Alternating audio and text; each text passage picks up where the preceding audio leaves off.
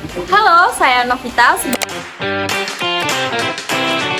sebagai sejarawan hukum. Saya Valero Ramadhanu sebagai ahli politik. Halo, saya Ala. Saya pengamat konstitusi. Saya Muhammad Fauzi, saya sebagai mahasiswa hukum. Saya Zen sebagai Komisi Bidang Hukum. Saya Rozi sebagai aktif bidang. Halo, saya Alfa sebagai tokoh masyarakat. Halo, saya Vivian Paricang Takudan. Biasa mengisi refleksi pemikiran. Halo semuanya, perkenalkan. Saya Naila. Di sini saya sebagai host dari podcast Bincang Anak Hukum.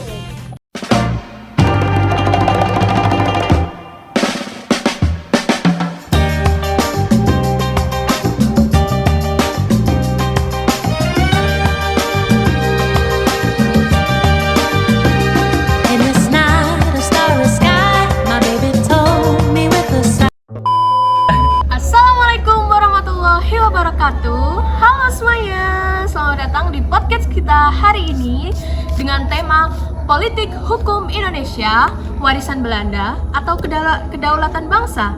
Bersama saya ada 8 narasumber yang luar biasa hebatnya. Kita akan membahas apakah hukum Indonesia saat ini masih dipengaruhi kolonialisme atau sudah mencerminkan jati diri bangsa. Oke, kita sudah ada di sesi perkenalan ya. Selanjutnya ada di segmen pertama yaitu jejak kolonial dalam politik hukum. Oke, kita mulai dari awal. Apakah sistem hukum kita ini masih dipengaruhi kolonial? Ya, benar banget. Banyak produk hukum kita seperti KUHP berasal dari Witboek van Strafrecht Belanda tahun 1886. Tujuannya sih untuk mengontrol pribumi, bukan menciptakan keadilan. Oh, berarti setelah kita merdeka, kita masih memakai hukum mereka? Nah, betul, karena belum ada penggantinya. Hukum kolonial kan masih dipakai setelah kemerdekaan. Yang berikutnya, apakah hukum saat itu dibentuk untuk keadilan atau kekuasaan? Nah, saya ingin bertanya pada pakar politik, bagaimana menurut pandangan Anda? Menurut saya, dari ahli pakar politik, pada era kolonial, hukum dijadikan sebagai alat kekuasaan. Ironisnya, beberapa masa seperti setelah kemerdekaan atau sebelum kemerdekaan, pola itu masih berlanjut. Mungkin masih sekarang ini. Nah, untuk pengamat konstitusi, menurut Anda bagaimana? Apakah setuju atau tidak? Menurut saya setuju, karena bahkan saat Orde Baru, hukum lebih condong mengamankan kepentingan penguasa. Oke.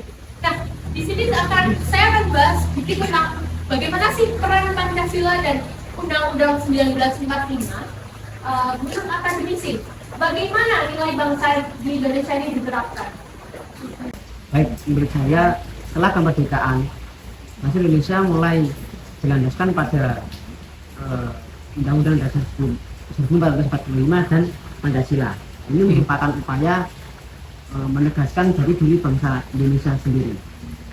Tapi implementasinya itu tidak selalu ideal. Oke. Tapi di masyarakat banyak hukum yang belum mengayomi, malah membebani.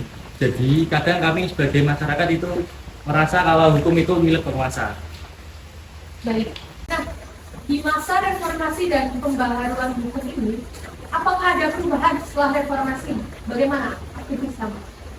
Jadi mulai muncul perlindungan HAM, transparansi dan anti korupsi, tapi praktiknya belum maksimal karena masih ada banyak hukum yang berpihak pada kepentingan tertentu.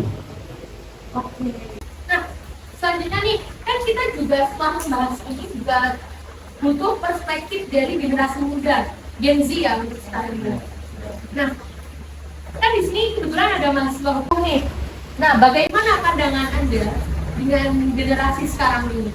Kami sebagai mahasiswa ingin hukum yang lebih harmonis, adil, dan mekar pada budaya Indonesia, bukan hanya copy paste pada budaya barat ataupun kolonial.